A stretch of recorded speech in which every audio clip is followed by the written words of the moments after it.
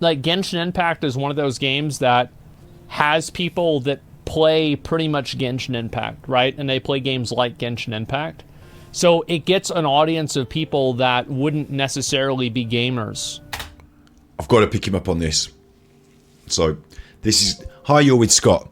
I'm Ganji Kid. It's midnight, it's always midnight. I've got to pull Asmongold up on this.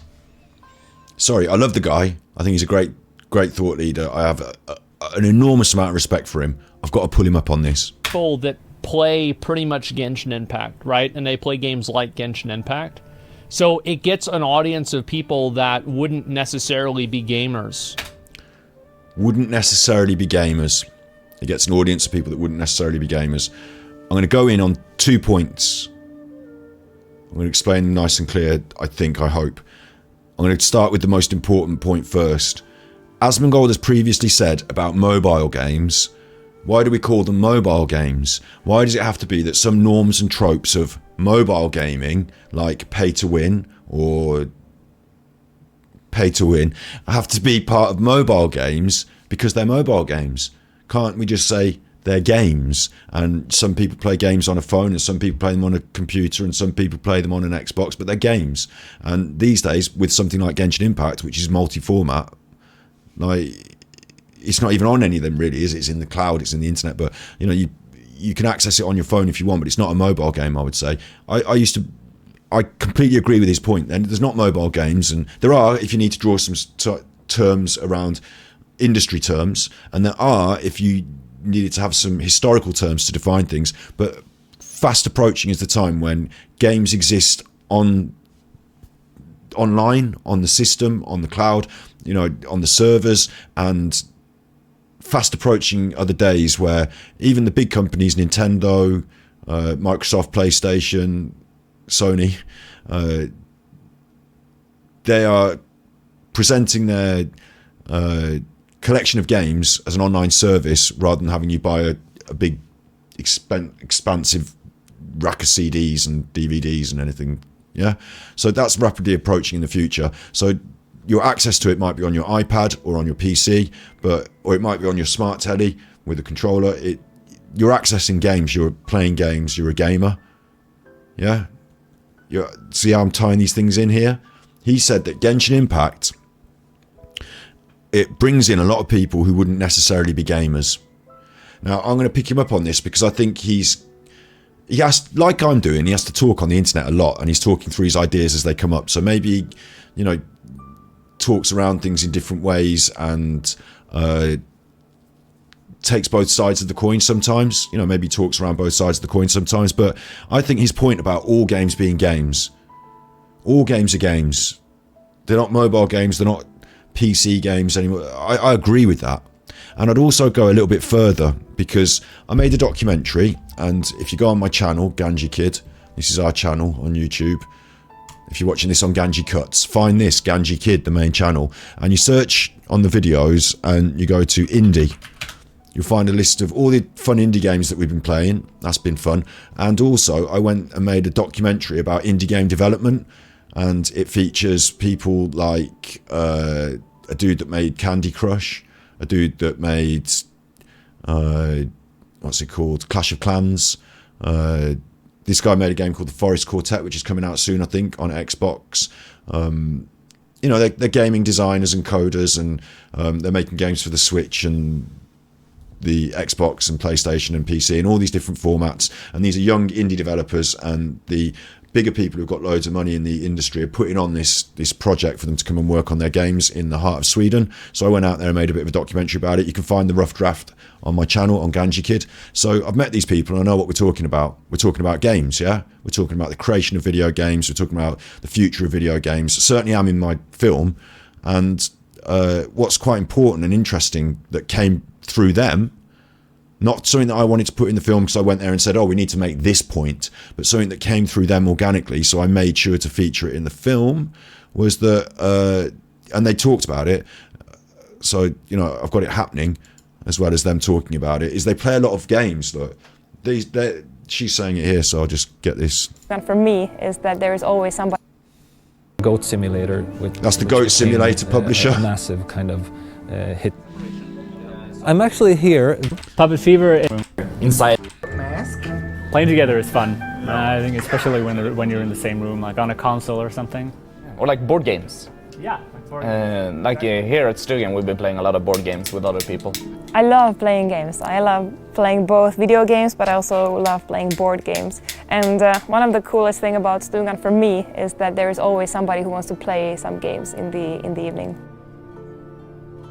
We actually have a Dungeons and Dragons team, what do you call it, here at Stugan. And we're playing like a modified version, so where we replaced all the popular races like the elves with birds. I'm playing a duck druid. The adventurers decide to plunge deeper into the ancient temple structure. Marlowe's chambers must be getting closer. They feel confident after defeating the chess queen and go boldly through the door behind the smashed chess pieces. Merc manages to quietly slide the door open and take a peek, and eventually... So they're playing Dungeons and Dragons, but they've modified it so all the characters are birds. So he was playing a duck druid. I thought that was pretty fucking cool, to be honest. Managed to get that on camera, make it as part of the film. And the point that's being made here by the people who make computer games and fund the making of computer games is that they're not computer games, they're games, aren't they? And that they play all sorts of games, and board games inform and influence their design of online digital games, and that they don't see a difference necessarily when they're learning about games, when they're talking about games, when they're talking about theory. Like, there's all sorts of different things, isn't there? Ludology, game theory, these ideas came up in the documentary. When they talk about these things, they're talking about games. So in the same way as you're saying, like, you know, there's no such thing as mobile games and PC games anymore, or, you know, they're all, we should talk about this if we're talking about these bigger concepts in gaming, monetization, pay to win, gacha, you know, whatever. If we talk about bigger concepts in gaming, we're talking about games. And we're not defining mobile and PC anymore. We're trying to have a wider angle conversation about it. So I'm down to clown with that. I agree with Asmongold on that. So I'll answer your direct chat comment. What's my take on him in just a minute. I'll just finish my point for the edit. Hello, new chatter. So I'm down to clown with what he's saying there. I agree with what he originally said about mobile games. So not being so my point is here that, so now we're talking about board games are games, Dungeons and Dragons is a game. It doesn't have to be on the computer, it could be on a book. It's all gaming, and the people that are involved in that think of it in that wider context. So what I'm going to say next, and this is what I'm going to pick him up on. People that play pretty much Genshin Impact, right? And they play games like Genshin Impact. So it gets an audience of people that wouldn't necessarily be gamers. I've got to pick him up on that. What do I think of Asmongold? I think he's a wonderful person. I think he's got a beautiful heart, and I think he has worked really hard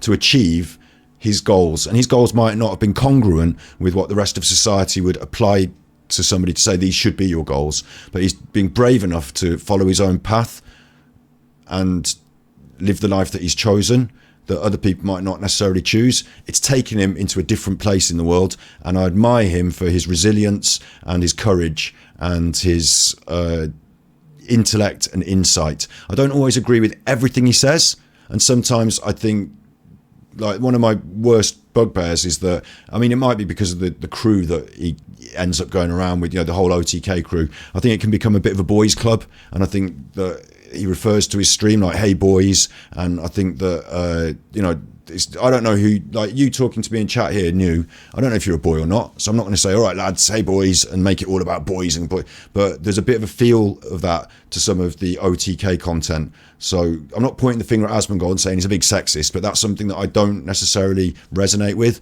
But that aside, I think he's a great thought leader, a responsible thinking person who has ideas on how to create interesting content that isn't just shock jock. You know, it's got some meaning behind it, true meaning, it's true thoughtful meaning. And I think he thinks about things and has a heart of gold and has gone through a lot in his life. And I admire his journey. I admire him. That's what I think of Asmongold. I admire him. And I think that he's a good role model for people. Like, certainly the people that watch Twitch in the main, the demographic might be, you know, younger 20-something-year-old males, 30-something-year-old males, 40-something-year-old males. Maybe there's more women coming into the viewing market on Twitch now. Certainly women watch as much content as men, don't they, in the world? So my sister watches more Twitch than me, to be honest, so maybe I'm wrong on that. But, I think for whatever is seen as his demographic, he's not a bad egg to be, up there in the limelight for them to look at and see as a role model. So I admire Asmongold.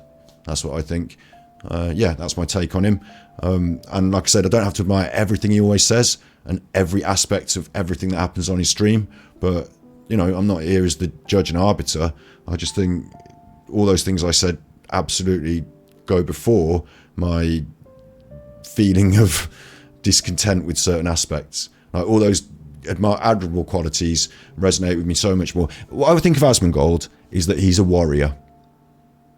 What I think of Asmongold is that he's a warrior. That's what I think of him. Okay, so I'm going to pick him up on this now. So I'm being a pedantic, nitpicky bastard about someone that I really admire, which now, in context, makes me seem like a dick. So it gets an audience of people that wouldn't necessarily be gamers. But an audience of people that wouldn't necessarily be gamers. What does he mean, you see? I think that's an all right thing to say off the top of your head when you're thinking in this almost sexist, patriarchal way, because who's normally gamers? Like boys, what do they like? John Madden, FIFA, Call of Duty. What's popular in gaming? We've been through Gamergate. That's the past news. Animal Crossing. My sister plays more. Animal Crossing is a bad example actually, because my sister plays more Fortnite than I do. It's a new world. It's a modern world. There is no such thing as the traditional gamer or the target market for gaming. And I'd go as far as to say that if we reflect on the fact that it's not just about games on a phone or games on a PC, it's also about Dungeons and Dragons and Monopoly and all forms of gaming, gambling in a casino, all forms of gaming are gaming. They're called gaming in casinos, so they get around the gambling thing. But we're playing games. We play games in life as human beings. Asmongold was talking about turning jobs into a game, and at that point, people they perform efficiently at the game, but maybe inefficiently at the job. He was talking about that idea the other day. He understands humans play games. So I'm going to say that if you're human, you enjoy gaming. I'm going to make that little link. I'm going to say there's not that many humans I've met who have not got any form of game, whether it be chess or football or whatever, open that field wide. I'm pretty sure all human beings as children have enjoyed playing. All of us. I don't think there have been any children that didn't enjoy a bit of a game of something ever. Never. So human beings like playing. That's why gaming has exploded on this international multiverse platform. When we got the internet going, gaming, when you think about it, you get the internet going. You get the actual full-on internet going, yeah? And what takes off? Well, obviously pornography was big. Chatting with each other. People liked a bit of a chat. And gaming took off on the internet, didn't it? Gaming took off. Oh, there's some other stuff as well, like Wikipedia and 4chan, and there's some other stuff as well. Facebook. What's really big on the internet? Google. Videos. We like watching videos. You're doing that now. And gaming. And it's no surprise to me that on that platform, our ability to interact and play was explored in such vast and unknown and joyous ways. It's fantastic when you think about it. When you take a step back and think about what we're doing on the internet, it's all connected. And when I was a kid, I had to go to an amusement arcade, and if I was lucky, they had a 4-player console on the kit, and I'd come and mate play. Have you got 50p?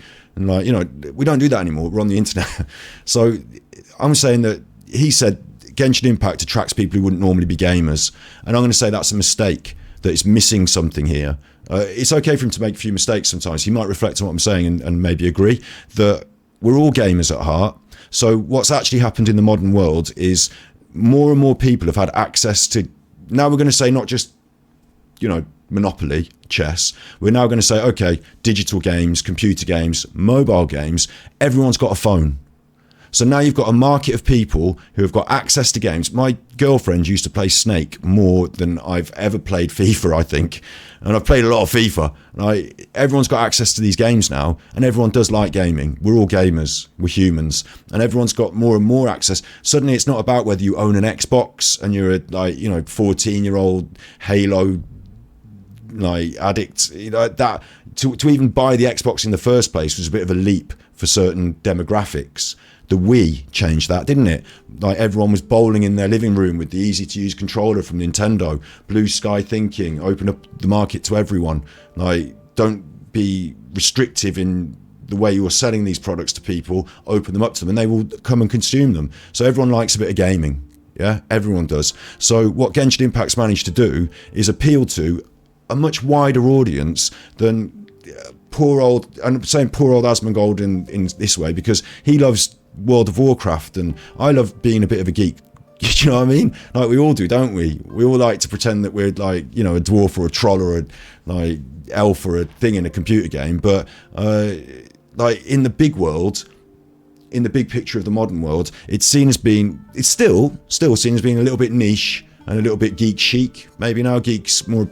When I grew up, being a geek was like a negative, like playing Dungeons and Dragons and painting Citadel miniatures and all that was put in the box of you're a fucking geek, and it was a negative, net negative for your social standing. But over the years, that's kind of changed, and geek chic is now acceptable. I just showed you in our documentary a celebration of people playing Dungeons and Dragons, and I said how cool it was. It's changed these days, but when I was 13 years old and I was at school and I couldn't talk to girls, I could play Dungeons and Dragons with my friends. I did.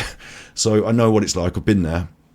I'm saying that now we're opening up this world of gaming to so many more people by making it more appealing to so many more people who maybe wouldn't before have bought an Xbox, but they have got a phone, and there's Genshin Impact and it looks up their street. It looks like their sort of media that they like to consume. It's got similar sort of characterizations and themes, and actually these sexy waifus aren't really to other people who perceive them. They might be seen as strong and confident women. You've got to remember that this whole waifu conversation comes from the perspective of patriarchy. If you're not looking to have sex with a woman because you are already a woman and you have different perceptions on society and your interactions with other women, maybe you look at these characters who are women in a different way. Maybe you don't. Maybe you think of them as just sexy waifus and I don't like this game. Or maybe you think she's quite strong and look at Beyonce. Do you know what I mean? Do people like Beyonce because she's their waifu, or do they like her because they like her as an artist and she reflects a more modern society where women can be empowered? So you've got this I think Asmongold's perspective on it, and I said poor Asmongold, remember, because what's going to happen in the future is that everyone's going to be playing more and more games. I'll talk about everyone, older people, younger people. It's always been traditionally younger men, but now everyone on the phones with games like Genshin Impact. Genshin Impact is already taken over. It's just that we're not catching up so quick in the West. Maybe because our societies are a bit more backward in some ways. I don't know, but it seems like in the rest of the world, it's already happened. And so a more traditional MMO, a World of Warcraft, with more patriarchal, sexist themes ingrained within it, because the worlds that it's drawing from are more ingrained. Maybe that's not going to fly as and it obviously the proof of the pudding's in the eating. It's not resonating with the audience so much anymore, and maybe that geek chic, Mordor madness is now. We've all seen Lord of the Rings on the big screen now as well, haven't we? It's been in the public consciousness for a long time now, and then on the big screen as generations grow up is a big push. So people like it and they're down with it. It's not like it's a negative to be into sort of fantasy fiction these days, but what I'm saying is that that when you think about the wide market of gamers and then the smaller niche of people who really like Dungeons and Dragons and fantasy fiction and stuff, World of Warcraft and things like that are not touching the buttons for a wider audience. And so they're missing. When something like Candy Crush, as much as I don't think it's a good game, it reached so many more people and took so much money, didn't it? I'm not suggesting that's where we want to go, but Genshin Impact is much, much more important than that, isn't it? Because it's not about that gacha thing. It's about this wonderful game that so many people want to play and enjoy playing, and it's a wide range of people. So yes, it's reaching people that have not traditionally become consumers of the same product that Asmund is, in the way Asmund's saying. However, I don't have the figures, and I have got a sister, and she's always played as much video games as I have, and probably more in different, like Fortnite, Fallout. Her encampments in Fallout 4 were better than mine. Like she did the game better than me in Fallout. So I don't know how to say like a different demographic. Like my sister's always been part of this video game journey with me. So I think, you know, it's about life perspectives, this is. And when you're in this sort of smaller echo chamber of the lads, all right, boys, all right then, you know, World of Warcraft boys, and like you keep saying the boys all the time, and girls don't feel that welcome, so they go to watch a different stream. Like, you know, maybe you're not seeing this, but I think that's a mistake, because I think his original point about mobile games and video games are all games. I think if he thinks that through, it's a logical fallacy to then say, but we're looking at a different market for the Genshin Impact people, because all the games are games, including board games, including, you know, tic-tac-toe or kickball or whatever. We all love games. Girls love them too. So in the modern world, when you make it accessible to everyone and make it something that can resonate with more and more younger people, not younger people, but more and more resonant with the young people of today, then it's going to be taken up in droves by them. And other games that used to be considered flag bearers of the industry, used to be considered the, you know, epitome of what a video game was, that's dead and gone. That's dinosaur age. The Xbox age is over. Like the teenage angst of the PlayStation and Grand Theft Auto, you know, oh my god, we're prostitutes. I shouldn't have said that in this video. delete that, beat that. Oh my god, we're killing prosers. Like, you know, we're way beyond that now. Way beyond it. So everyone's a gamer. According to Asmongold's logic, you know, mobile games, video games, we're all games. Everyone's a gamer. So I think he's missing the point there. So it gets an audience of people that wouldn't necessarily be gamers.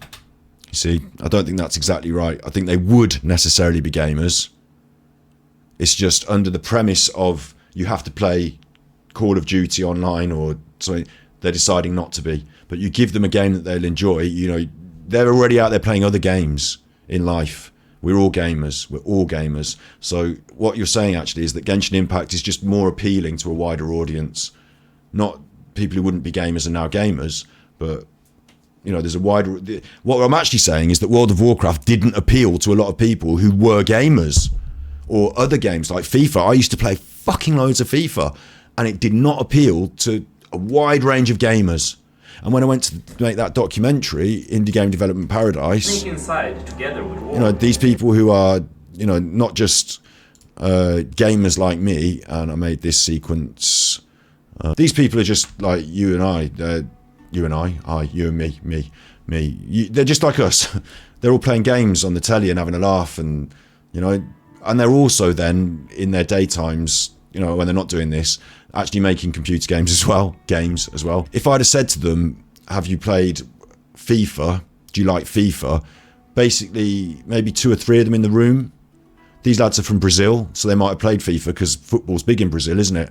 I didn't actually ask them, but Lucy, I don't imagine, would have been interested in FIFA. However, she used to work at Ubisoft, so she knows a bit more about computer games than me, even though I fucking loved them and played loads of FIFA. Do you know what I'm saying?